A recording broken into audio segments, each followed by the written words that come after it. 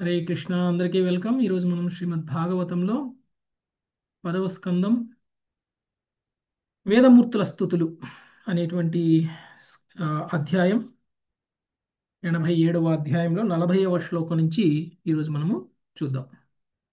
39 శ్లోకాలు మనము కంప్లీట్ చేసుకున్నాం. సో ఇంతకు ముందు చెప్పినటువంటి శ్లోకాల యొక్క సారాంశం చూస్తే పతనమైనటువంటి జీవులు ఎందుకు పతనమయ్యారు అనేటువంటి విషయాన్ని మనం తెలుసుకున్నాం. మానవ శరీరం అనేటువంటిది చాలా ఉత్తమమైనటువంటి శరీరం. ఆ శరీరం అనేటువంటిది కేవలం మనల్ని పవిత్రం చేసుకోవడానికే ఇవ్వబడినటువంటి శరీరం. ఎప్పుడైతే పవిత్రమవుతుంది అని అంటే హృదయంలో ఉన్నటువంటి కోరికలన్నీ కూడా నశించిపోయినప్పుడు పవిత్రమవుతుంది. అంటే మన ఇంద్రియాలతో చేసేటువంటి కర్మలన్నీ కూడా కేవలం మన సంతృప్తి కోసం మాత్రమే చేసినట్లయితే అది హృదయంలో ఉన్నటువంటి కోరికలు నశించినట్లు కాదు. ఎప్పుడైతే మన ఇంద్రియాలతో చేసేటువంటి పనులు మన కోరికలు తీర్చుకోవడం కోసం కాకుండా దేవాది దేవుడైనటువంటి శ్రీకృష్ణ భగవానుడి యొక్క కోరికలు తీర్చడానికి గనక చేసినట్లయితే అప్పుడు హృదయంలో ఏ కోరిక లేదు అని అర్థం. అప్పుడు విశుద్ధ భక్తిని చేసినటువంటి వాళ్ళం అవుతాం. అలా విశుద్ధ భక్తిని చేసినటువంటి వాళ్ళు భగవంతుడి యొక్క ధామానికి వెళ్ళేటువంటి అర్హతను పొందుతారు. లేదు అంటే గనక అపవిత్రులుగా ఈ భౌతిక విశ్వంలోనే ఉండిపోతారు. ఇంద్రియ భోగం కోసం మాత్రమే కర్మల్ని చేస్తూ ఉంటారు. అలాంటి వ్యక్తులు జన్మ మృత్యువు అనేటువంటి వలయంలో అనేక జన్మలు తీసుకుంటూ శిక్షింపబడతారు. భగవంతుడితోటి శిక్షింపబడతారు. ఎందుకంటే ఒక్కొక్కసారి మానవ శరీరం వస్తుంది. మరి మానవ శరీరం రాకపోతే మనకి ఏదో జంతు శరీరం వచ్చేస్తుంది. ఏదో జంతు శరీరం రావడము అని అంటే శిక్షే అది మనకి కదా. ఆ విధంగా మనము శిక్షింపబడి ఈ భౌతిక విశ్వంలోనే ఉండిపోతాం. ఈ భౌతిక విశ్వానికి పరంగా వెళ్ళలేము. ఓకే, ఈరోజు 40వ శ్లోకం చూద్దాం.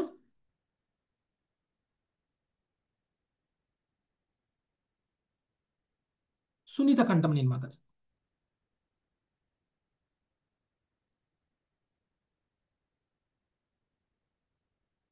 త్వదవగమీన వేత్తి భవదుత్త శుభాశుభయోర్ त्वदवगमीन वेत्ति भवदुत्थ शुभाशुभयोर् గుణ విగుణాన్వయాంస్తః యాంస్తర్హి దేవభృతాం చ గిరః गुणविगुणा स्वयां स्तर्हि देवभृतां च गिरः అనుయుగమన్వహం సుగుణగీత పరంపరయా अनुयुगमन्वहं सगुणगीतपरम्परया శ్రవణభృతో యతస్త్వమపవర్గగతిర్మనుజై.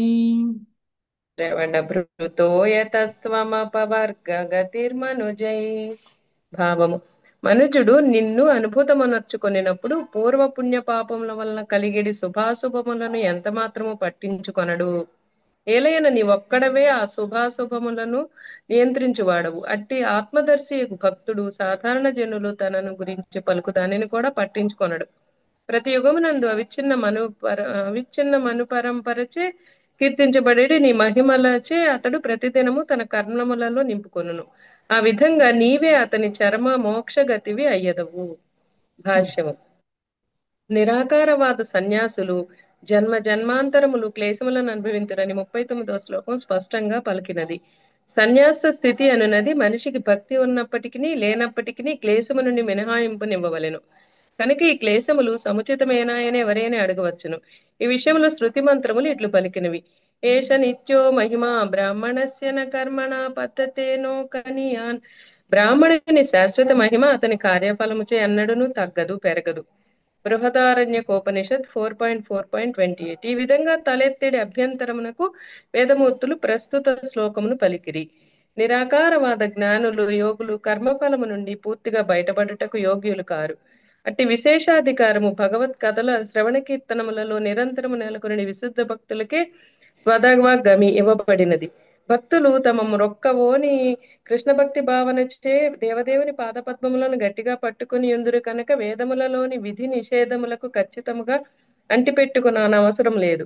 కేవలం భగవంతుని ప్రీత్యర్థమే చేసేడి తన కర్మ యొక్క పైపైని శుభాశుభ ఫలములను వారు నిర్భయముగా విస్మరించవచ్చును. ఇతరులు తమ గురించి పలికే పొగడ్తను లేదా నిందను కూడా వారు అంతే సమానముగా విస్మరింతురు. సంకీర్తనానందములో సదామగ్నుడై ఉండేడి వినమ్రుడగు వైష్ణవుడు తనను గురించిన పొగడ్తను పొరపాటున చేసినదని తలచుచు దాన్ని పట్టించుకొనడు.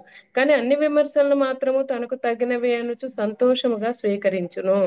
ప్రామాణిక మగ భగవన్ మహిమా కీర్తనను మనుజుడు మనుసంతతి అనంత కాలము నుండి వచ్చుచున్నట్టి వైష్ణవ పరంపరలో నుండి శ్రద్ధతో వినుట ద్వారా పొందగలడు. ఈ ఋషులు మానవజాతి పూర్వజుడైన స్వయంభూ మనువుతో చక్కగా సరిపోలేదరు.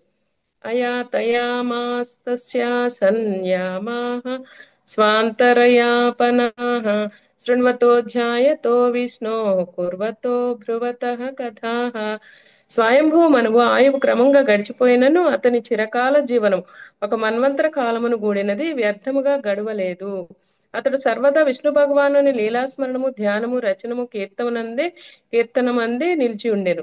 భాగవతం 3.22.35. సాధకుడు తన పూర్వ చెడు అలవాట్ల ప్రభావం చే ఉత్తమ ఆచరణ నుండి కొంత పతనము చెందినను పరమ కరుణామయుడు భగవానుడు అతనిని త్యజింపడు. దీనిని గురించి శ్రీకృష్ణ భగవాను ఇట్లు పలికి ఉండెను.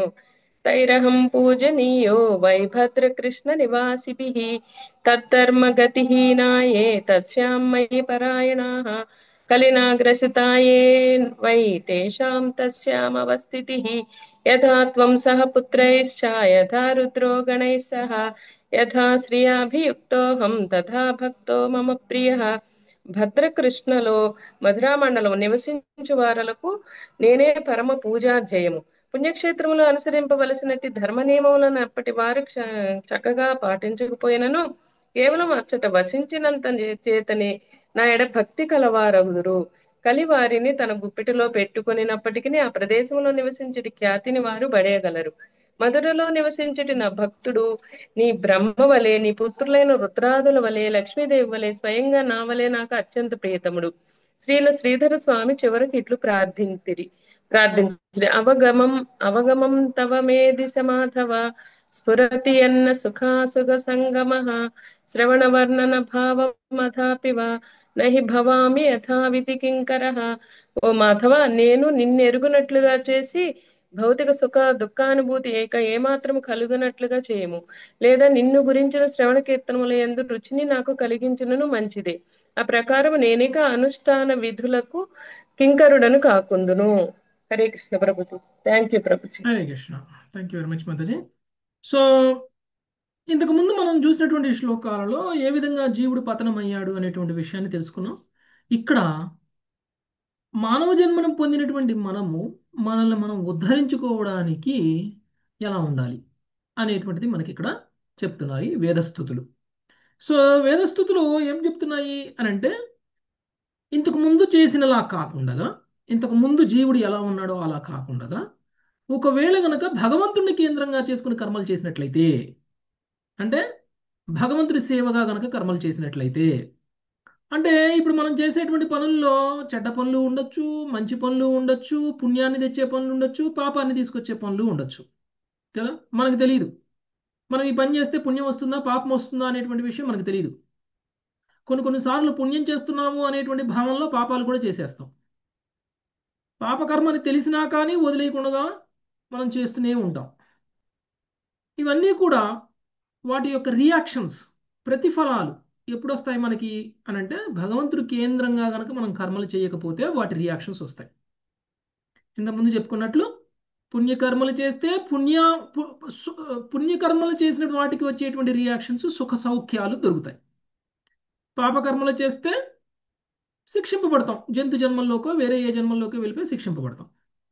కానీ ఎప్పుడైతే మనము భగవంతుడిని స్మరిస్తూ భగవంతుడిని కేంద్రంగా పెట్టుకొని భగవంతుడి సేవగా మనం గనక కర్మలు చేసినట్లయితే, మీరు చేసేటువంటి పుణ్యమా పాపమా చెడ్డ కర్మ మంచి కర్మ అనే దాంతో సంబంధం లేదు. ఏ కర్మ కూడా మనల్ని బంధించదు. ఓకే, ఏ కర్మ కూడా మనల్ని బంధించదు. అంటే ముక్తిని పొందుతాము అని అర్థం. బంధించడం అంటే ఈ భౌతిక విషయం నుంచి మనము ముక్తిని పొందుతాం. అంటే ఇప్పుడు అందరికీ ధర్మంగా చేసేటువంటి వ్యాపారాలు ఏముంటాయా అంటే ఉండవు. వ్యాపారం అంటేనే ఎంతో కొంత అబద్ధం ఆడాలి కదండి. వ్యాపారం అంటేనే ఎంతో కొంత అబద్ధం ఆడాలి. మరి వ్యాపారం చేసేటువంటి వాళ్ళందరికీ కూడా పాపమే రావాలి, పుణ్యం రాకూడదు. అబద్ధం ఆడడం అంటే మోసం చేయడం. ఎప్పుడైతే మనం మోసం చేసి సంపాదించుకొని ఆ వచ్చినటువంటి డబ్బులతో మనం ఆహారాన్ని సంపాదించుకొని తింటున్నామో, మన కుటుంబ జీవనాన్ని గడుపుతున్నామో, మనం పొందుతున్నదంతా కూడా పాపము. మరి ఈ పాపానికి రియాక్షన్ ఉండదా? పాపానికి రియాక్షన్ ఉంటుంది. ప్రతి మనిషి కూడా వాళ్ళు చేసేటువంటి ప్రతి పని మంచిది అని అనుకొని చేస్తున్నప్పటికీ దాని రియాక్షన్స్ని వాళ్ళు తీసుకోవాల్సిందే, దాని ప్రతిఫలాలను వాళ్ళు తీసుకోవాల్సిందే. కానీ ఒకవేళ భగవంతుడి కేంద్రంగా చేసినట్లయితే అది శుభాశుభాలు అనేటువంటి దాంతో సంబంధం లేకుండా మనకి వాటి యొక్క రియాక్షన్స్ అనేటువంటివి మనకు రావు. ఎందుకంటే ఈ పాప పుణ్య కర్మల యొక్క ఫలితాలను నియంత్రించేటువంటి వాడు భగవానుడు కాబట్టి. ఇది ఆత్మదర్శి అయినటువంటి వ్యక్తి ఇలాంటి ఒక స్థితిలోకి వస్తాడు. అలాంటి వ్యక్తి తను చేసేటువంటిది ఏమిటి అనేటువంటి దాంతో సంబంధం లేదు.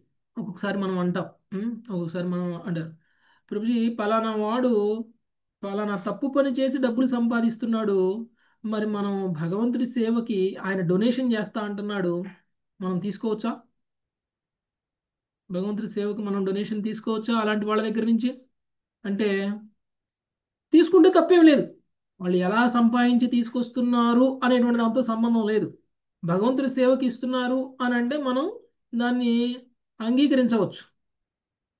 అంటే ఒకవేళ మనం భగవంతుడి సేవకు అంగీకరించామనుకోండి, అవతల వ్యక్తిని మనం అలాంటి తప్పు కర్మలు చేసి సంపాదించడానికి ప్రోత్సహించినటువంటి వాళ్ళం కూడా అవుతాం. మనం భగవంతుడి సేవకి అంగీకరించడానికి కారణం అవతల వాళ్ళు తప్పులు చేస్తూ సంపాదించాలి అని మనం ప్రోత్సహించడం కోసం మాత్రం కాదు. మనం చేసేటువంటిది వానికి సుకృతి రావడం కోసం. మనం భగవంతుడి సేవకి ఇది మంచి ఇది చెడు అనేటువంటిది ఏదీ లేదు. ఓకే, భగవంతుడి సేవకు ఉపయోగించడానికి ఇది మంచి ఇది చెడు అనేటువంటిది ఏమీ లేదు. అందుకని మనం టెంపుల్స్లో చూడండి, బయట కొంటే అదే వస్తువు 50 రూపాయలు అయితే టెంపుల్లో కొంటే 100 రూపాయలు అవుతుంది కదా. అదే మనం టెంపుల్లో స్టాల్స్ ఉంటాయి, మనం కొంటే కొంచెం ఎక్కువ రేటు ఉంటుంది. కానీ మనం ఆలోచించాల్సింది ఏంటి? ఎందుకు మనం ఇక్కడ కొనాలి? బయట కొనుక్కుంటే 50 రూపీస్కి వస్తుంది కదా, టెంపుల్లో కొంటే 100 రూపీస్ పెడుతున్నారు, ఎందుకు కొనాలి మనము అని ఆలోచించట్లేదు. మనం భౌతికమైనటువంటి ఆలోచనలో ఉన్నట్లు. ఒకటి ఆలోచన, మనం ఎప్పుడైనా మన సొంతంగా మనంతరికి మనం డొనేషన్ ఇస్తామా? ఒక 100 రూపాయలు తీసి జేబులో ఇచ్చి టెంపుల్కి ఏదో ఇది ఒకటి మనకు భగవత్ కావాల్సింది కొనుక్కున్నప్పుడు అందులో 50 రూపాయలు పెచ్చు ఇస్తే టెంపుల్కి డొనేషన్ లానే భగవత్ సేవలో సేవ వాడతారు అవుతుంది కదా కదా. భగవత్ అనుకుంటాం సేవలోనే ప్రభుజీ. వెళ్తుంది కదా. కాబట్టి మీకు 50 రూపాయలకి బయట దొరకచ్చు, కానీ మీకు తక్కువ రేటే పడుతుంది. కానీ ఆ అమ్మిన వాడికి పాపం వస్తుంది, ఎందుకంటే వాడు 25 రూపాయలకు కూడా మీకు 50కి అమ్ముతాడు. ఓకే, వానికి పాపం వస్తుంది. తర్వాత భక్తి భావన లేకుండా మనం చేసినటువంటి పని కారణంగా మనకి కూడా సుకృతి అనేటువంటిది రాదు. మనం ఇచ్చినటువంటి లాభం ఏదైతే ఉందో ఆ లాభం అది భగవంతుడి సేవలోకి వెళ్ళట్లేదు. సో అది భగవంతుడి సేవలోకి వెళ్ళట్లేదు. అందుకని ఆ, అది దానివల్ల మనకి నష్టం వస్తుంది. అదే మనం టెంపుల్లో 10 రూపాయలు పెచ్చైనా సరే కొనేసామనుకోండి, ఆ 10 రూపాయలు భగవంతుడి సేవలో వెళ్తున్నాయి.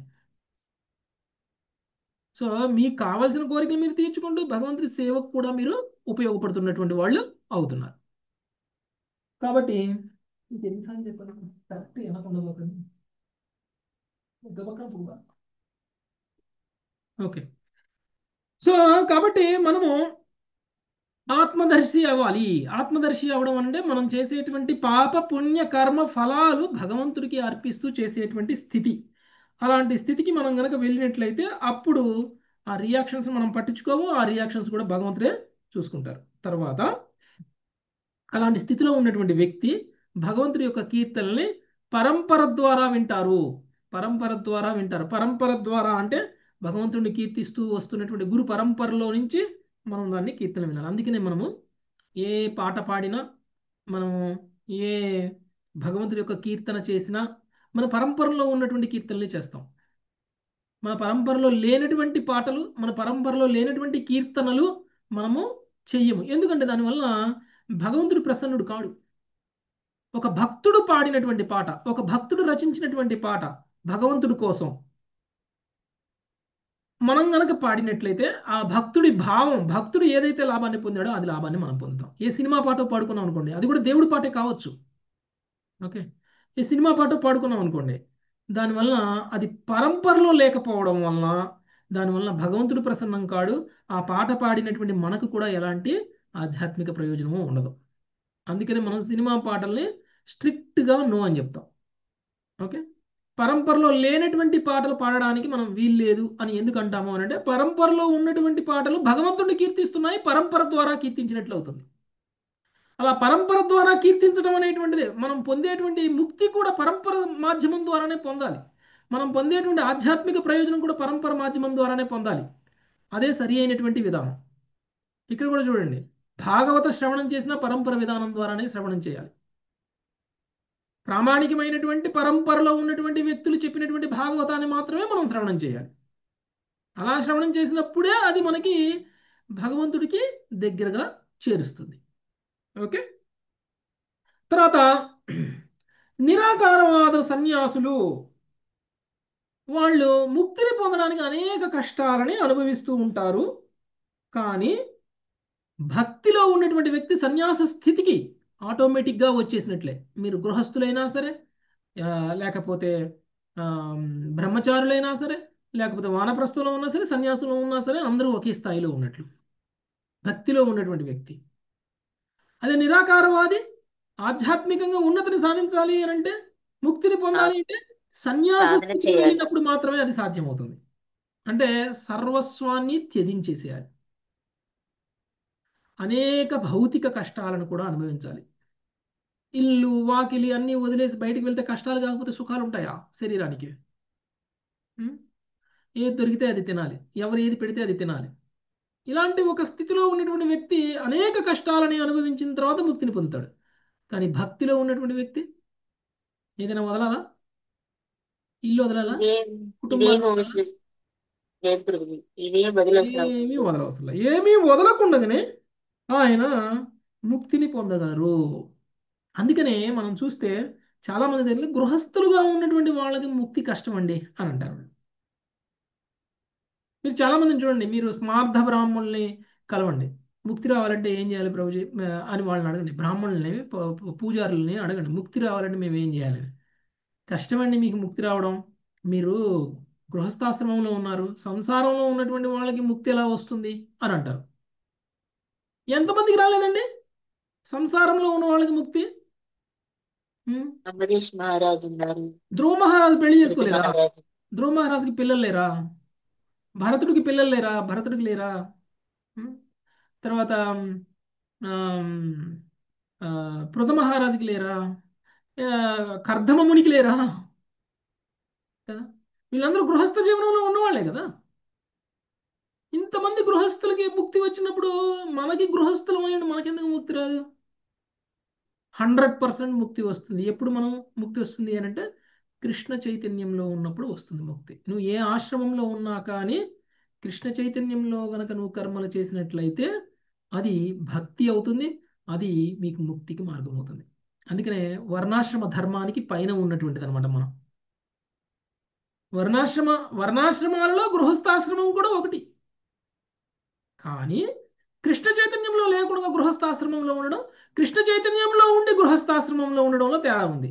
అందుకనే వర్ణాశ్రమాలని రెండు రకాలుగా చెప్తారు. ఒకటి నార్మల్ వర్ణాశ్రమం, రెండవది దైవీ వర్ణాశ్రమం. మనం పాటించేటువంటి వర్ణాశ్రమం దైవీ వర్ణాశ్రమం. ఓకే, దైవీ వర్ణాశ్రమం అంటే కృష్ణుడి కేంద్రంగా నిష్కామ కర్మ చేయడం. నువ్వు గృహస్థుడువా, బ్రహ్మచారివా, వానప్రస్థుడువా, లేకపోతే సన్యాసివా, లేకపోతే నువ్వు శూద్రుడువా, క్షత్రియుడువా, వైశ్యుడువా, బ్రాహ్మణుడువా అనేటువంటి దాంతో సంబంధం లేదు. దైవీ వర్ణాశ్రమం అంటారు దాన్ని. ఓకే, అసలు మనం ఏ వర్ణంలో ఉన్నా, మనం ఏ వృత్తిలో ఉన్నా, మనం ఎలాంటి గుణగణాలు ఉన్నప్పటికీ మనం కృష్ణ చైతన్యంలో కనుక కర్మ చేసినట్లయితే అది దైవీ వర్ణాశ్రమంగా పరిగణింపబడుతుంది. అది వర్ణాశ్రమ ధర్మం యొక్క ముఖ్య ఉద్దేశం మనల్ని దైవీ వర్ణాశ్రమం వరకు తీసుకెళ్ళడం. అంటే మనల్ని కృష్ణ భక్తిలోకి తీసుకెళ్ళడం. భక్తిలో పురోగమించడం కోసమే వర్ణాశ్రమం ఇచ్చారు. ఓకే, సో ఆ విధంగా మనము పురోగమించాలి. సో తర్వాత నిజానికి ముక్తి పొందడానికి భక్తులకి మించినటువంటి అర్హులు అనేటువంటి వాళ్ళు ఎవరు లేరు. యోగులే కానీ, జ్ఞానులే కానీ, నిరాకారవాదులే కానీ ముక్తిని పొందడం అనేటువంటిది సాధ్యం కాదు. ఓకే, ముక్తిని పొందాలి అని అంటే భక్తిని పాటించాలి, భక్తిని అనుసరించాలి మన పూర్వ ఆచార్యులు చెప్పినటువంటి విధంగా. ఓకే, మనకి భక్తిలో ప్రధానమైనటువంటి 5 అంగాలు, మనకి భక్తి రసామృత సింధువులో ప్రధానమైనటువంటి అంగాలను చెప్పడం అనేటువంటిది జరిగింది. భాగవత శ్రవణం కూడా ఒకటి అందులో. ఓకే, అలానే వ్యక్తి భాగవతం, పుస్తక భాగవతం. పుస్తక భాగవతాన్ని శ్రవణం చేయడం కూడా భక్తిలో ఒక అంగమే. వైష్ణవులకి సేవ చేయడం కూడా భక్తిలో ఒక అంగమే. తర్వాత మధుర, వృందావన్ లాంటి ధామం ప్లేసుల్లో మనము పుణ్యక్షేత్రాలను తిరుగుతాం కదా, అది కూడా ఒక భక్తిలో ఒక అంగం. ఎప్పుడైతే మనము వైష్ణవ పరంపర ద్వారా మనం ఇవన్నీ ఫాలో అవుతామో, చక్కగా వింటామో, అప్పుడు మనకి ఇంతకు ముందు గొప్ప గొప్ప ఆచార్యులు ఏ విధంగా అయితే, ఇంతకు ముందు గొప్ప గొప్ప భక్తులు ఏ విధంగా అయితే భగవంతుడి యొక్క ధామానికి చేరుకున్నారో ఆ విధంగా మనం కూడా చేరుకోవచ్చు. ఓకే, ఇంకొక విషయం చెప్తున్నారు. ఒకవేళ మనం అంటే ఇప్పుడు ఈ ఈ ఈ యొక్క శ్లోకంలో మనకి భాష్యంలో మనకి ముఖ్యంగా చెప్తున్నటువంటి విషయం ఏంటి అని అంటే సర్వస్వ శరణాగతి గురించి మాట్లాడుతున్నారు. సర్వస్వ శరణాగతి గురించి మాట్లాడుతున్నారు అంటే ఒకవేళ మీరు కనుక ఏదైనా సరే కృష్ణుడే చూసుకుంటాడు అనేటువంటి భావంలో మనం ఏం చేసినా కానీ మనకి తప్పులేదు. ఇంతకుముందు నేను ఒక స్టోరీ చెప్పాను, మీకు గుర్తుందో లేదో. ఒక ముగ్గురు దొంగలు కూడా గొప్ప నైపుణ్యం ఉంది. ఒక్కొక్కరు ఒక్కొక్క రకంగా వాళ్ళు నైపుణ్యాన్ని ప్రదర్శిస్తారు దొంగతనం చేయడంలో కదా. ఒకడు ఎలాంటి తాళానైనా కానీ ఓపెన్ చేసేస్తాడు, ఒకడు ఎవరికి కనపడకుండా ఉండగలడు, ఇంకొకడు ఎలాంటి బాగా తొందరగా పారిపోగలడు, ఎవరు పట్టుకోకముందే వాడు పారిపోగలడు. మరి అలాంటి ఒక నైపుణ్యాన్ని కలిగినటువంటి దొంగలు ముగ్గురు కలిసి జీవితకాలం మొత్తం దొంగతనం చేసుకుంటూనే సంపాదించారు. 100 కోట్లు 1000 కోట్లు సంపాదించారు. సంపాదించింది మొత్తం కూడా ముగ్గురు సమానంగా పంచుకుంటారు. అందులో మొదటివాడు మొత్తం కూడా చక్కగా అంతా ఎంజాయ్ చేసేసాడు, తన పిల్లలకి ఇచ్చేసాడు, తన పిల్లలకి ఇచ్చేసాడు. చివరికి వాడు మరణించినప్పుడు ఏమీ తీసుకెళ్ళలేదు. ఏమీ తీసుకెళ్లకుండా నరకానికి వెళ్ళాడు మృత్యు తర్వాత. రెండోవాడు కూడా అలానే చేశాడు, వాడు కూడా నరకానికి వెళ్ళాడు. వీళ్ళిద్దరూ సంపాదించినటువంటి సంపాదన 1000 కోట్ల రూపాయలను సంపాదించి కూడా ఏమీ తీసుకువెళ్ళలేదు అనేటువంటి విషయాన్ని గమనించినటువంటి మూడోవాడు కొంచెం వైరాగ్యాన్ని ప్రదర్శించాడు. మూడోవాడు వైరాగ్యాన్ని ప్రదర్శించి ఇంత సంపాదించి ఏం తీసుకెళ్లారు, పాపాన్ని మూట కట్టుకున్నారు, నరకానికి వెళ్ళారు. ఇప్పుడు నేను కూడా నరకానికి వెళ్ళాల్సిందే కదా వీళ్ళతో పాటు చేసినటువంటి పాపాల కారణంగా అని చెప్పేసి తనేం చేశాడు, ఒక కృష్ణ మందిరం నిర్మాణం జరుగుతుంటే తనకున్నటువంటి డబ్బులు మొత్తం కృష్ణ మందిరం నిర్మాణానికి డొనేషన్ చేసేసాడు. మూడోవాడు ఎక్కడికి వెళ్ళాడు మరణించిన తర్వాత? భగవంతుడి యొక్క ధామానికి వెళ్ళాడు. అంటే చేసినటువంటి కర్మ, పాపకర్మ, పుణ్యకర్మ అనేటువంటి దాంతో సంబంధం లేదు. ఎప్పుడైతే మనం సంపాదించినటువంటి మనం చేసినటువంటి పాపకర్మ వల్ల అయినా సరే, పుణ్యకర్మ వల్ల అయినా సరే, మనం పొందినటువంటి ఫలితాన్ని కనుక కృష్ణుడికి అర్పించినట్లయితే అది భక్తి అవుతుంది. దొంగతనం చేసి సంపాదించిన డబ్బులతోటి కృష్ణుడికి కుడిగడితే భగవంతుడి యొక్క ధామానికి వెళ్ళాడు. అంటే ఇంక వాడి మనసులో ఏమీ కోరికలు మిగలలేదు. ఎలా సంపాదించినా సరే సంబంధం లేదు, కృష్ణుడి సేవ కోసం సంపాదించు. కాబట్టి కృష్ణ భక్తిలో ఇది తప్పు ఇది ఒప్పు అనేటువంటిది లేదు. కృష్ణుడి కోసం చేస్తున్నట్లయితే మీరు ఏం చేసినా కరెక్టే, మన కోసం చేసినట్లయితే ఏం చేసినా కరెక్ట్ కాదు. కానీ ఒకవేళ మనం కనుక కృష్ణుడి కోసం చేస్తున్నట్లయితే ఏం చేసినా కరెక్టే. ఇది తప్పు ఇది తప్పు కాదు, ఇలా చెయ్యొచ్చు ఇలా చెయ్యకూడదు అనేటువంటిది లేదు. అందుకని మనము భక్తులు ఏదైనా చేస్తుంటే మనం వంక పెట్టకూడదు, విమర్శించకూడదు. ఎందుకు ఇలా చేస్తున్నావు అని అనకూడదు. కృష్ణుడు కోసం ఆయన మనస్ఫూర్తిగా చేస్తున్నాడు అనుకోండి, తను చేసిన దాంట్లో మనం లోపాలు ఎతకే అంత అర్హత మనకుండదు. ఓకే, కాబట్టి భక్తిలో సర్వస్వ శరణాగతి అంటే ఇది. రియాక్షన్ ఏమైనా నాకు సంబంధం లేదు, కృష్ణుడే చూసుకుంటాడు, నేను ఏం చేసినా నా కోసం చేయట్లేదు, నేను కృష్ణుడి కోసమే చేస్తున్నాను అనేటువంటి భావంలో కనుక ఒకవేళ చేసినట్లయితే అది మనకి ముక్తి వరకు తీసుకెళ్తుంది. ముక్తి ద్వారా ముక్తి వస్తుంది. అందుకనే మనము ఈ తత్వాలని శుభ్రంగా తెలుసుకోవాలి. ఇవన్నీ మనకు తెలియనప్పుడు ఏమవుతుంది అంటే ఎవరు ఏం చెప్పినా కానీ వినేస్తాం. యాక్చువల్గా మనం ఇలా ఉన్నాం అనుకోండి, చాలామంది మనల్ని విమర్శిస్తారు కూడా. ఎంతసేపు వింటారండి భాగవతం క్లాసు, ఎన్నిసార్లు వింటారండి సేమ్ క్లాసు? భగవద్గీతను ఇంతకుముందు 2 సార్లు విన్నారు, మళ్ళీ 3 సార్లు చెప్తే మళ్ళీ వింటారు. గీతా జ్ఞాన్ 1 నుంచి గీతా జ్ఞాన్ 12 వరకు 12 క్లాసులు విన్న వాళ్ళు ఉన్నారు ఇక్కడ. 12 సార్లు కదా. మనం భగవద్గీతని ఇప్పుడు 12 సార్లు చెప్పుకున్నాం. 18 రోజుల భగవద్గీతని అటెండ్ అయిన వాళ్ళు మళ్ళీ అటెండ్ అవుతారు, మళ్ళీ అటెండ్ అవుతారు. ఎన్నిసార్లు వింటారండి? వినేవాళ్ళు చూసేవాళ్ళు ఏమంటారు? మీకేం పని లేదు, మిమ్మల్ని చూసి మిమ్మల్ని నవ్వుకుంటారు, మిమ్మల్ని చూసి చెడ్డగా భావిస్తారు, మీ మీద కామెంట్స్ వేస్తారు, మిమ్మల్ని చూసి మీరు ఇలా చేయకూడదు, అలా చేయకూడదు, ఎలా ఎందుకున్నావు, అలా ఎందుకున్నావు అని కూడా అంటారు. అలాంటి విషయాలను పట్టించుకుంటే మనం భక్తులు ఎలా అవుతాం? ఎవరు ఏమనుకుంటున్నారు అనేటువంటి దాంతో మనకు సంబంధం లేదు. ఎవరు ఏమైనా అనుకుని, ఎందుకంటే వాళ్ళకి దాని విలువ తెలియదు కాబట్టి వాళ్ళు ఏదైనా అనుకుంటారు. ఎప్పుడైతే మనకు దాని విలువ తెలుస్తుందో అప్పుడు మనం అలాంటి వాటిని గమనించాం, అలాంటి వాటిని పట్టించుకోము. మనం పరంపరలో పొందాల్సినటువంటి జ్ఞానాన్ని 1కి 10 సార్లు శ్రవణం చేయడం అనేటువంటిది ఏదైతే ఉందో ఆ శ్రవణం ద్వారానే మనం భగవంతుడిని తెలుసుకోగలుగుతాం, భగవంతుడి గురించి తెలుసుకోగలుగుతాం. భగవద్గీత నేను మొత్తం 10 సార్లు చదివేశానండి, నాకు మొత్తం తెలుసు అంటే మూర్ఖుడు. భగవద్గీతని ఎన్నిసార్లు చదివినా తెలుసుకోవాల్సిన కొత్త విషయం అనేటువంటిది ఉంటూనే ఉంటుంది, కొత్త రియలైజేషన్ అనేటువంటిది వస్తూనే ఉంటుంది. ఓకే, కొత్తగా నేర్చుకునేటువంటి అంశం అనేటువంటిది ఉంటూనే ఉంటుంది. మనమే చూస్తున్నాం ప్రతి క్లాస్లో ఏదో ఒక కొత్త విషయం దొరుకుతుంది కదండి, ఏదో ఒక కొత్త విషయం.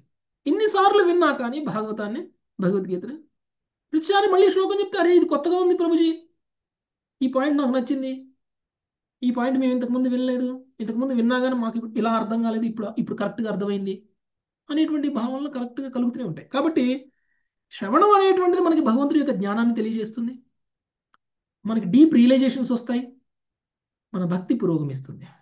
అందుకనే శ్రీధర స్వామి కూడా ఏం చెప్తున్నాడు చూడండి, నేను నిన్ను ఎరిగేటట్లుగా ఈ భౌతిక సుఖానుభూతి ఏమాత్రము కలుగునట్లుగా చేయము. దానికి ఏం చేయాలండి? నీ గురించి శ్రవణ కీర్తనలు చేయాలి, అందుకు నాకు అభిరుచిని కలిగించు. ఎప్పుడైతే నీ గురించి నేను శ్రవణము కీర్తనము చేస్తానో, చేసేటువంటి అభిరుచి నాకు కలుగుతుందో అప్పుడు నేను నీ గురించి ఎక్కువగా తెలుసుకోగలుగుతాను. నీ గురించి ఎక్కువగా తెలుసుకోగలిగినప్పుడు నాకు ముక్తి అనేటువంటిది ఉంటుంది, మనలో ఉన్నటువంటి కల్మషాలన్నీ పోతాయి. అదే చెప్తున్నారు ఇక్కడ, నిన్ను గురించినటువంటి శ్రవణ కీర్తనల యందు రుచిని నాకు కలిగించును మంచిదే, ఆ ప్రకారం నేనిక అనుష్ఠాన విధులకు కింకరుడును కాకుండును. అనుష్ఠాన విధులు అంటే యోగా, అనుష్ఠానం, అనుష్ఠాన విధులు అంటే వేదాధ్యయనం, కర్మకాండీయ అర్చన. బ్రాహ్మణులు చేసేటువంటి విధి అనుష్ఠానం, విధాలను ఆచరించటం. విధి విధానాలను ఆచరించడం. విధి విధానాలలో మనం మనం కొట్టుకొని పోకూడదు, మనకు కావాల్సింది భక్తి. విధి విధానాలు మనం భక్తిని పెంచేలా ఉండాలి. రూల్స్, ఏ రూల్ అయినా సరే భక్తిని పెంచకుండా భగవంతుడి నుంచి దూరం చేస్తుంది అనుకోండి, అప్పుడు ఏం చేయాలి? ఆ రూల్ మనకి అంత ఇంట్రెస్ట్ అవసరం లేదు, అలాంటి రూల్స్ మనం పట్టించుకోని అవసరం లేదు. ఓకే, కాబట్టి కొన్ని విధానాలు ఏమంటే కొన్ని ఆచార వ్యవహారాలు అని అంటారు. ఇప్పుడు భక్తిలో రూల్స్ వేరు, కొన్ని ఆచార వ్యవహారాలు ఉంటాయి. ఆచార వ్యవహారాలని గురించి ఇక్కడ మాట్లాడుతున్నారు అనమాట. అనుష్ఠాన విధులు అంటే ఆచార వ్యవహారాలు. ఏంటి ఆచార వ్యవహారాలు? వంశపారపర్యంగా వస్తున్నటువంటి ఆచారాలు. మీరేంటండి ఇలా చెప్తున్నారు? మా ఇంట్లో తులసిని పెట్టుకోకూడదని మా పెద్దమ్మ చెప్పింది, మా నాయనమ్మ చెప్పింది, మా మా వంశంలో ఎవరు మా ఇంట్లో తులసిని పెట్టుకోరు అంటారు. కొంతమంది ఉన్నారు అలా అనేవాళ్ళు. తులసి ఇంట్లో లేకపోతే భక్తి ఎలా వస్తుంది మనకి? తులసి ఇంట్లో లేనివాడు భక్తుడే కాదు, మరి మనం ఎలా భక్తిలో పురోగమిస్తాం? మీకు విషయం తెలుసా? హనుమంతుడు లంకకు వెళ్ళినప్పుడు ఫస్ట్ విభీషణుడి ఇంటికి వెళ్ళాడు. ఎలా వెళ్ళాడు? అక్కడ తులసి మొక్క ఉంటుంది ప్రభుజీ, అది చూసి భక్తుడని వెళ్తారు. తులసి వాసన చూడటం మూలక హనుమంతుడు ముందు లంక మొత్తం తిరిగాడు ఎక్కడికి వెళ్ళాలి అని, పైనుంచి ఏరోప్లేన్ పైనుంచి చూశాడు, ఎవరింట్లో తులసి ఉంది అని చూశాడు, ఎవరింట్లో తులసి ఉంది అని చూశాడు. విభీషణుడి ఇంట్లో తులసి ఉంది, డైరెక్ట్గా విభీషణుడి దగ్గరికి వెళ్ళిపోయాడు. అంటే మనం భక్తులమా కాదా అనేటువంటి విషయం మన ఇంట్లో తులసి ఉంటేనే తెలుస్తుంది ఎవరికైనా కదా. అంటే మన ఆచార వ్యవహారాలు తులసి ఉండకూడదు అని ఒకవేళ చెప్తున్నట్టయితే అలాంటి ఆచార వ్యవహారాలను వదిలేసేయాలి. అలాంటి ఆచార వ్యవహారాలు మనల్ని భక్తిలో పురోగమించకుండా చేసేవైతే అలాంటి వాటిని మనం వదిలేసేయాలి. మనకున్నాయి మా ఇంటి దేవత పలానా, మా కుల దేవత పలానా, మా గ్రామ దేవత పలానా, నేను ఇలాంటి పూజలు చేస్తూ ఉంటాము, అలాంటి పూజలు చేస్తూ ఉంటాము. కొంతమంది బలిస్తుంటారు సంవత్సరం సంవత్సరం. వాళ్ళు మాంసం తినేవాళ్ళు కాకపోయినా సరే వాళ్ళు వాళ్ళ ఇంట్లో ఆచారం ప్రకారంగా వాళ్ళు సంవత్సరం సంవత్సరం బలిచ్చేటువంటి ప్రోగ్రాం వాడు పెట్టుకుంటారు. ఎందుకంటే మా తాతల తండ్రులు అందరూ చేశారు కాబట్టి మేము కూడా చెయ్యాలి అని. ఇలాంటి ఆచార వ్యవహారాలకు సంబంధించినటువంటి కర్మకాండ పనుల్లో చిక్కుబడిపోకుండా ఉండాలి అని మనం భగవంతుణ్ణి ప్రార్థించుకోవాలి. మన పతనానికి ఒక రకంగా ఆ, మన పూర్వజులే కారణం అవుతారు. ఎందుకంటే మనకు అది నేర్పిపోయారు వాళ్ళు. మనం కూడా అదే నేర్పిపోతే మన తర్వాత తరాలకి. వాళ్ళు అదే చేస్తారు. అందుకనే మనం పరంపరలో శ్రవణ కీర్తనం చేయాలి. పరంపరలో శ్రవణ కీర్తనం చేయడం వల్ల ఏమవుతుంది అని అంటే ఇలాంటి ఆచార వ్యవహారాలకి నేను ఒక రిప్రజెంటేటివ్ని కాకూడదు అని అంటున్నారు ఆయన.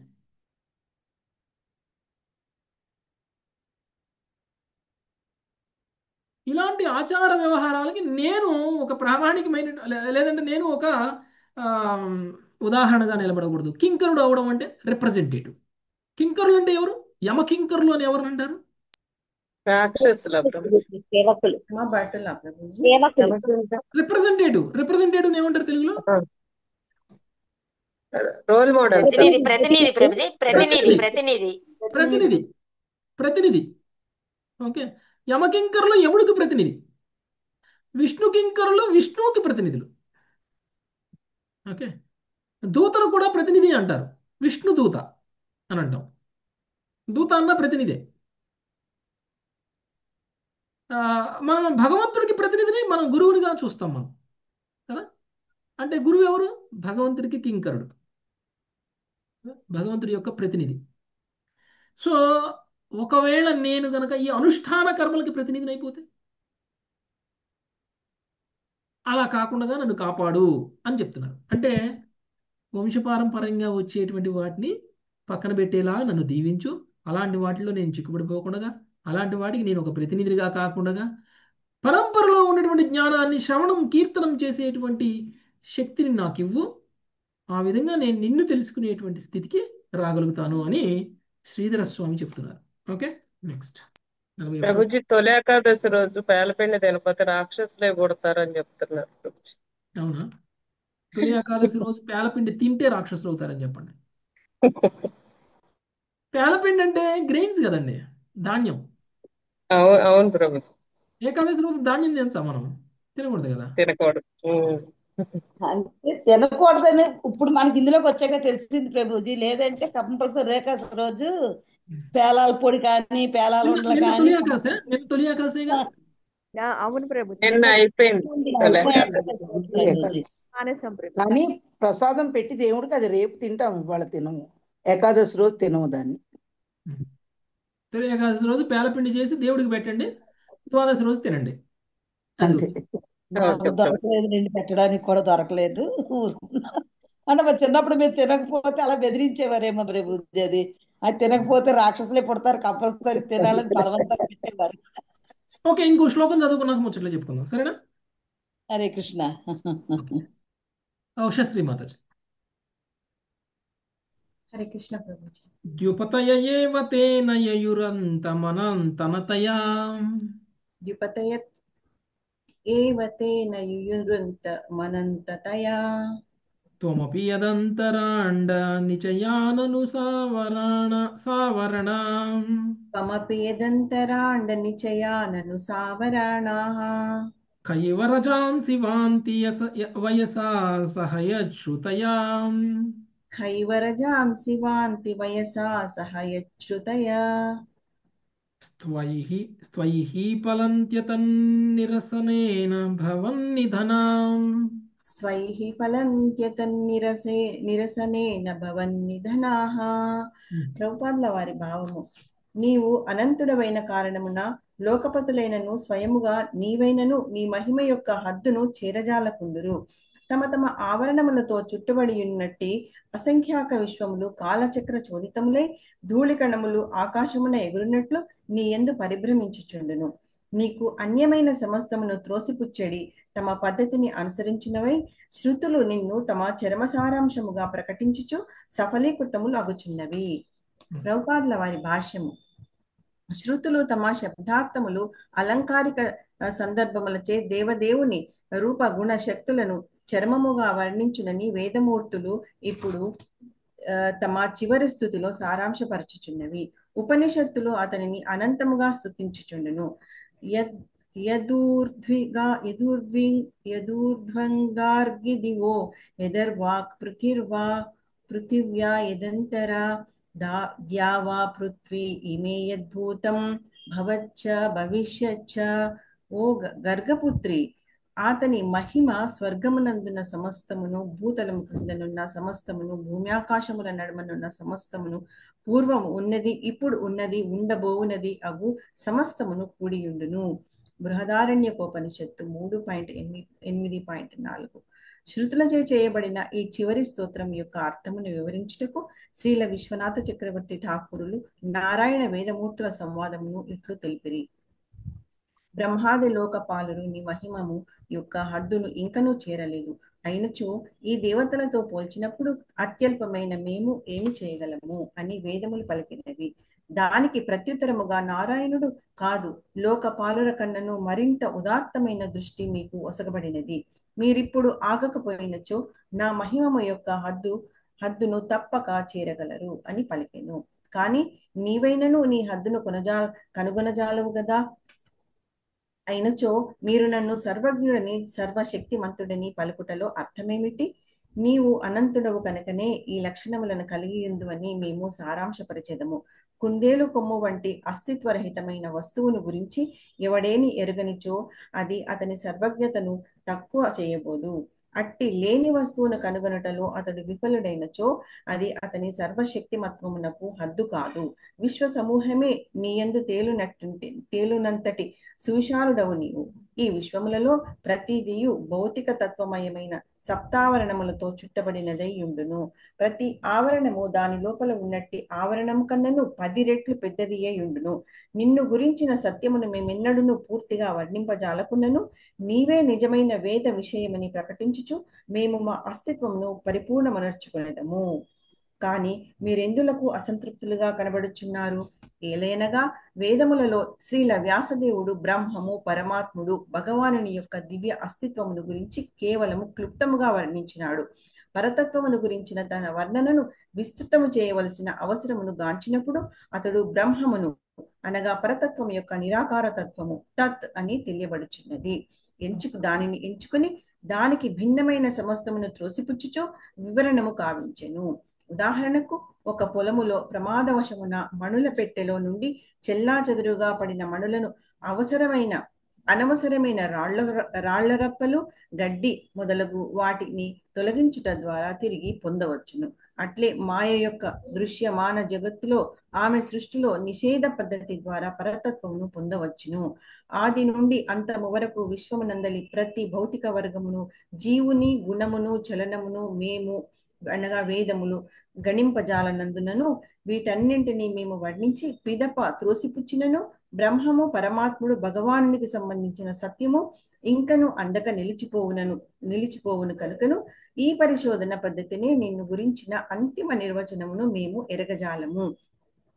కేవలము నీ అనుగ్రహము చేతనే పరమ అగమ్య పరతత్వమగు నిన్ను చేరుటకు కొంత యత్నమును మేము చేయగలము. అతన్ని రసనము అనగా న్యూనముగు సమస్తము నుండి పరతత్వమును వేరుపరచేడి పద్ధతి అనేది కార్యమును కొనసాగించడి శృతి వాక్యములు పెక్కు కలవు. ఉదాహరణమునకు బృహదారణ్యకోపనిషత్తు 3.8.8 నందు ఇట్లు పలుకుచున్నది. అస్థూలమణను అహ్రస్వమదీర్ఘ మలోహితమ స్నేహమచ్ఛాయతమో వాయువ్యనాకాశం అసంగ మరసంగ మనంధ మచక్షుష్క మశ్రోతమగమనో తేజస్కం అప్రాణమ సుఖ మమాత్రమనంతరమ బాహ్యం. అది స్థూలము కాదు, సూక్ష్మము కాదు. అది పొట్టిది కాదు, పొడుగు కాదు. అది వేడి కాదు, శీతలము కాదు. అది నీడలో లేదు, చీకటిలో లేదు. అది గాలి కాదు, ఆకాశము కాదు. అది దేని సంపర్కములోనూ లేదు. దానికి రుచి, ఘ్రాణము, కన్నులు, కర్ణములు, చలనము, శక్తి, ప్రాణము, సుఖము, పరిమాణము, అంతర్బాహ్యములు లేవు. కేనోపనిషత్ 3 ఇట్లు తెలుపుచున్నది. అన్యదేవ తద్విదితాతథో అవిదిదాతది. తెలిసిన దానిని ఇంకను తెలియవలసిన దానికి కూడా అన్యమైనదే బ్రహ్మము. కఠోపనిషత్తు 2.14 ఇట్లు పలుకుచున్నది. అన్యత్ర ధర్మాధన్యత్రాస్మాత్ కృతాత్. ధర్మాధర్మ పరిధికి, పాపపుణ్య పరిధికి అతీతమైనదే బ్రహ్మము. భాషాతర్క నియమములను అనుసరించి నిషేధము అనునది హద్దురహితముగా ఉండజాలదు. దేని నుండి నిషేధము జరుగుచున్నదో అట్టి వాస్తవ విషయము కూడా ఒకటి ఉండియే తీరవలెను. వేదముల యొక్క ఈ సంపూర్ణమైన అతన్ని రసన విషయములో భౌతికమైన దానిని నిషేధించుటలో వాస్తవమైన విషయము దేవదేవుడకు శ్రీకృష్ణుడే. శ్రీల శ్రీధర స్వామి తుదకు ఇట్లు ప్రార్థించిరి. ద్విపదయో విదురంతమనంతతే నచ భవాన్న గిరః శృతిమౌలయః త్వయి ఫలంతి యతో నమ ఇత్యతో జయ జయేతి భజే తవ తత్పదం. ఓ అనంతుడా, నీ హద్దును లోకపతులు ఎరుగరు, నీవు ఎరగవు. నిన్ను వెల్లడి చేయుట ద్వారా మహోన్నతమగు దివ్య శృతి వాక్కులు సఫలమగును కనుక నేను నీకు వందనములు కావించుచున్నాను. ఈ విధముగా జయము జయము అనుచు నేను పరతత్వమగు నిన్ను అర్చించెదను. ధన్యవాదాలు ప్రభుజీ. హరే కృష్ణ. ఓకే, సో భగవంతుడి గురించి ఎవరికైనా నాకు తెలుసు అని అంటే అది అతిశయోక్తి అవుతుంది. ఎందుకు అని అంటే భగవంతుడి యొక్క ఐశ్వర్యాల గురించి మన ఎవరికి ఏమీ తెలియదు. ఓకే, మనకి ఎంతో కొంచెం తెలుసు. భగవంతుడి యొక్క ఐశ్వర్యం గురించి చివరికి భగవంతుడికే తెలియదు. భగవంతుడికే తెలియనటువంటి భగవంతుడి యొక్క ఐశ్వర్యాల గురించి, లేకపోతే భగవంతుడి యొక్క గుణగణాల గురించి, భగవంతుడి యొక్క రూపం గురించి, లేకపోతే భగవంతుడి యొక్క లక్షణాల గురించి ఎవరైనా మాట్లాడితే అది నేను చెప్పింది ఏదైతే ఉందో అదే సంపూర్ణము అని అన్నారు అని అంటే అది మూర్ఖత్వం అవుతుంది. ఓకే, సో ఇంతకు ముందు కూడా మనం చాలా సందర్భాల్లో చెప్పుకున్నాం. ఎందుకు భగవంతుడి గురించి భగవంతుడికే తెలియదు అని అంటే భగవంతుడు ఇంత అని చెప్పే లోపల అంతగా అంత రెట్టింపు అవుతారు భగవంతుడు. అంతకు మించి కూడా ఉన్నారు భగవంతుడు. భగవంతుడు సరే అంత అని చెప్పేటప్పుడు భగవంతుడు అంతకంటే ఎక్కువ అయిపోతారు. ఆయన ఐశ్వర్యాలు, శక్తి, సామర్థ్యాలు అంత ఎక్కువగా ఉంటాయి. ఓకే, ఒక మిలియనేరు, ఒక ట్రిలియనేరు, ఒక బిలియనేరు ఆయనకు ఉన్నటువంటి ఆస్తి ఎంత అని ఆయన లెక్కేసుకునే లోపలనే ఆయన ఆస్తి విలువ పెరిగిపోతుంది కదా. నా ఆస్తి ఎంత అని నేను లెక్కేసుకుందామని మొదలు పెడితే ఆస్తి లెక్కేసుకునే లోపలనే ఆస్తికి వడ్డీ వచ్చి వడ్డీతోటి మళ్ళీ ఆస్తి పెరుగుతూ ఉంటుంది.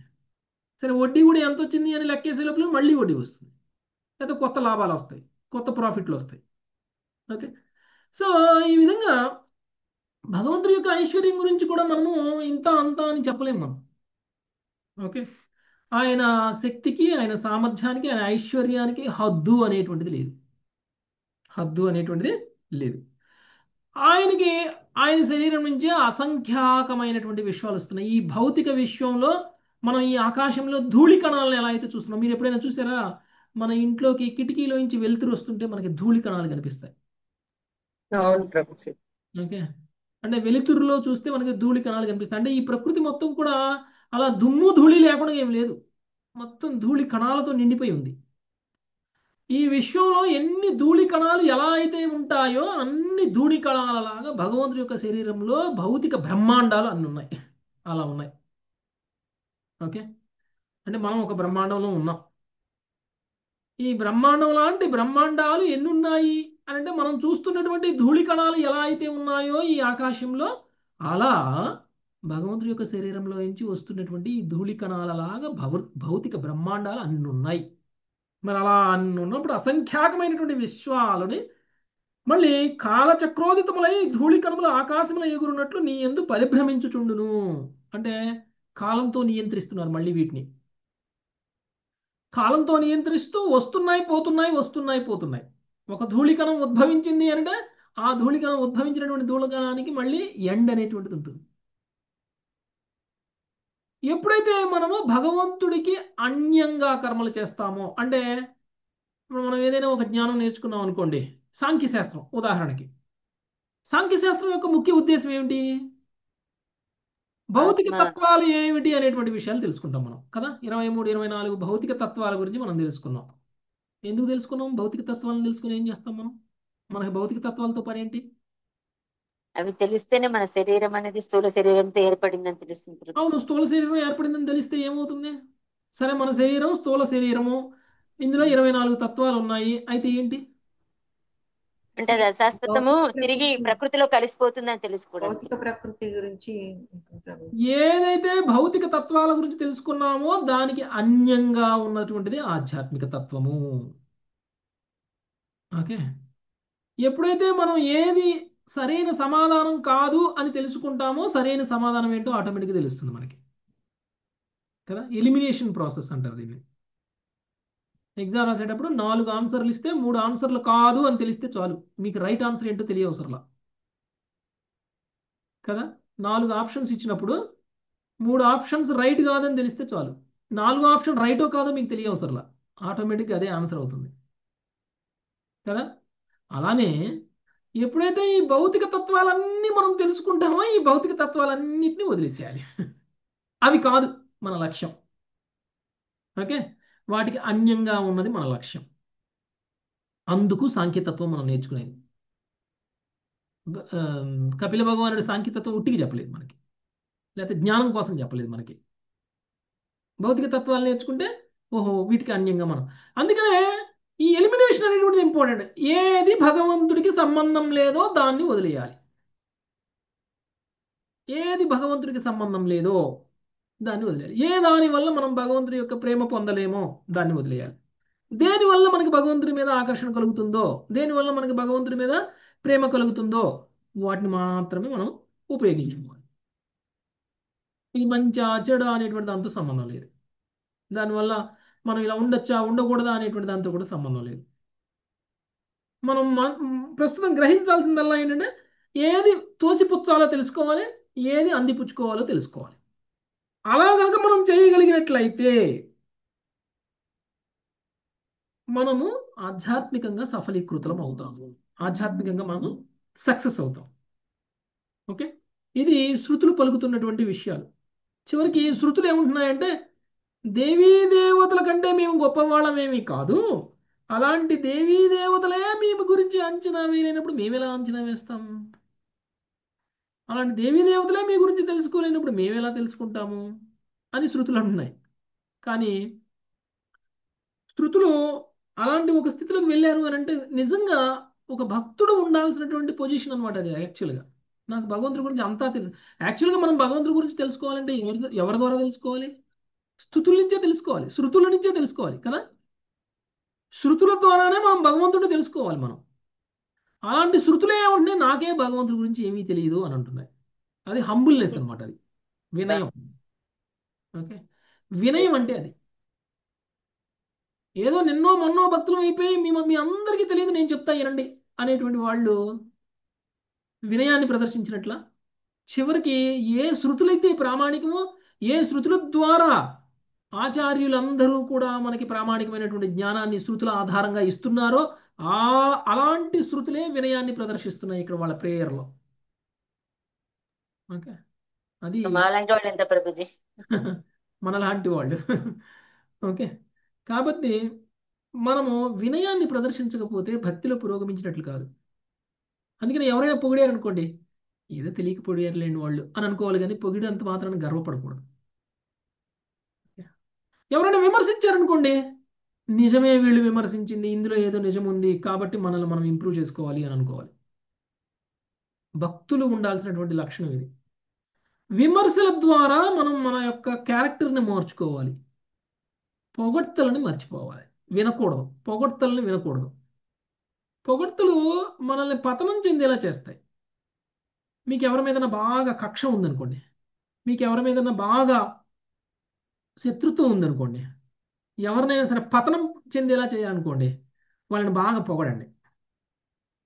పొద్దు నుంచి సాయంత్రం దాకా. అది సాధ్యం కాదు ప్రభుజీ. వాళ్ళ నాశనం మీకు చూడాలి అని అనుకుంటే వాళ్ళని పొగిడేయాలి, బాగా పొగిడేయాలి. వాళ్ళనేం కొట్టవసరం లేదు, వాళ్ళనేం తిట్టవసరం లేదు, వాళ్ళని ఏమి విమర్శించడం అవసరం లేదు. వాళ్ళని ఎంత ఎక్కువగా పొగిడితే వాళ్ళ చెడు అంత కోరుకున్నట్టు మనం లోపల బాగా ప్రిపేర్ అయి చేయాలి ప్రభుజీ ఆ పని. వేరే చేయాలి. భక్తుడు కానిటువంటి వాడు ఏం చేస్తాడు అంటే ఆ పొగుడుతలకి ములక చెట్టు ఎక్కేస్తాడు, చిటారు కొమ్ములు కదా. అంటే నార్మల్ ఇంకొంచెం ఎక్కువ నీ పర్సన్. అంత గొప్పోడు లేడు, ఇంకొంచెం ఎక్కువ నీ అంత గొప్పోడు లేడు, నువ్వు ఎక్కితే ములక చెట్టు కూడా ఎరగదు అని చెప్పాను కూడా చిటారు కొమ్మలకి ఎక్కుతాడు. ఏమైతుంది అప్పుడు అక్కడి నుంచి టప్ పడిపోతాడు అయిపోతాడు. కదా. అప్పుడు మనం ఏం చేస్తాం, అమ్మయ్యా నా లక్ష్యం నెరవేరింది అని చెప్పేసి వెళ్ళిపోతాం అక్కడి నుంచి. వాడిని తిట్టామా, వాడిని కొట్టామా, వాడిని పొగిడాము, పొగిడితే ఏమయ్యాడు, ఉండబడ్డాడు. ములక చెట్టు ఎక్కాడు. ఈ సామెత ఉంది కదండి, పొగిడితే ములక చెట్టు ఎక్కకూడదని. అవును అవును ప్రభు. ప్రభుజీ. పొలం చెట్టు ఎక్కిస్తున్నారంటారు పొగిడితే. నన్ను ములక చెట్టు ఎక్కి ములక చెట్టు కొమ్మలు చాలా బ్రిటిల్గా ఉంటాయి కదా, ఇరిగిపోతాయి, ఉట్టినే ఇరిగిపోతాయి. అందుకని అదే మామూలు మామిడి చెట్టు అనుకోండి, ఎంత పైకి ఎక్కినా కింద పడ్డం. అందుకే మనం ములక చెట్టు ఎక్కియాలి. మనం చెడు కోరుకునే వాళ్ళని మనం ములక చెట్టు ఎక్కియాలి. మనం మామిడి చెట్టు ఎక్కి వాళ్ళని మునగ చెట్టు ఎక్కించాలి ప్రభుజీ. మనం ఏ చెట్టు ఎక్కద్దు మాతాజీ, మనం భూమి మీద ఉందాం. అంటే వాళ్ళని పడేయాలి అంటే ఒక్కోసారి అలా చేయాల్సి వస్తుంది. ఓకే.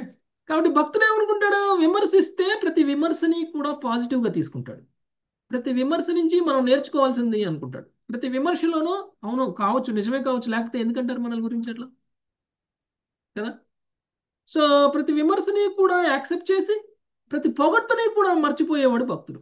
అది నిజమైనటువంటి వినయం అంటే. స్థుతులు స్థుతులు కాదు, శృతులు అంటే ఎవరు, వేదాలు. వేదాలు అంటున్నాయి చాలా వినయంగా, నాకు భగవంతుడి గురించి తెలియదు, ఎందుకంటే స్వయంగా భగవంతుడికే భగవంతుడి గురించి తెలియదు, నాకు ఎలా తెలుస్తుంది అని వేదాలు అంటున్నాయి. అది ఒక వినయం అంటే. ఓకే. కాబట్టి శ్రీధర స్వామి తను చేస్తున్నటువంటి ప్రార్థనలో అనంతుడైనటువంటి భగవానుడికి హద్దులే లేవు.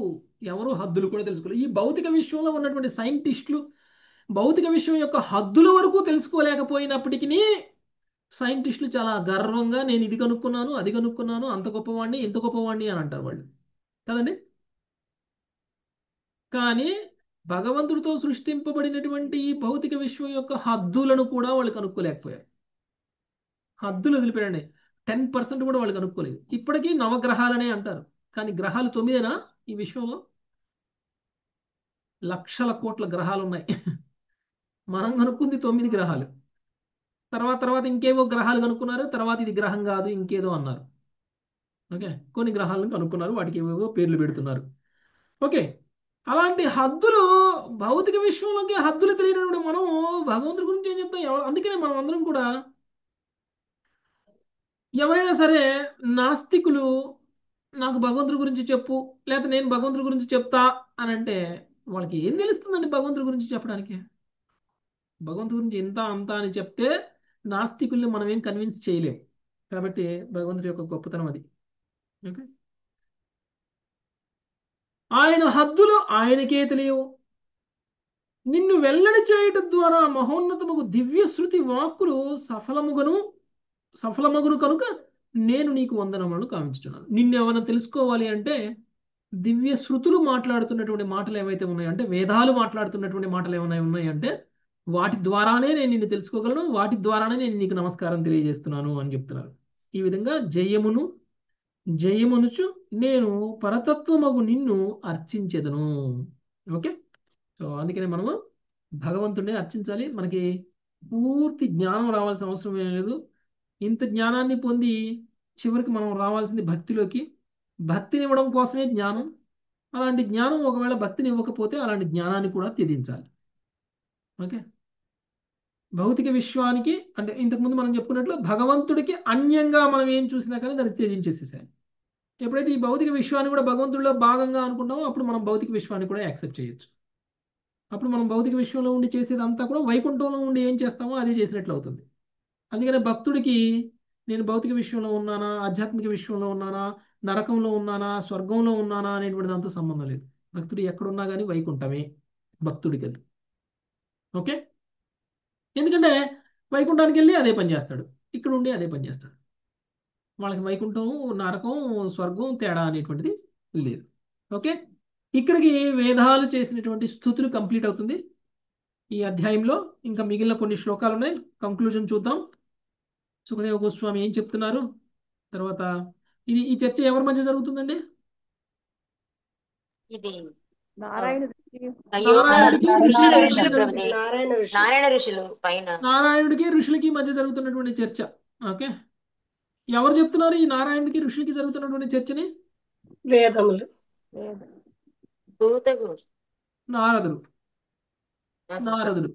కదా. ఒకసారి నారదుడు చెప్పాడు. ఏం చెప్పాడు నారదుడు? నారాయణుడికి ఋషులకి మధ్య జరిగినటువంటి చర్చని చెప్పాడు. అది చెప్తున్నారు. సో చివరిగా వీళ్ళు ఏం మాట్లాడుతున్నారు చూసేసి ఈ అధ్యాయాన్ని మనము రేపటితో ముగిద్దాం. Thank you very much. Hare Krishna. వాంఛాకల్పతరుభ్యశ్చ కృపా వైష్ణవేభ్యో నమో నమః. Hare Krishna Hare Krishna Krishna Hare Hare Hare Rama Hare Rama Rama Rama Hare Hare. Thank you very much. Hare Krishna.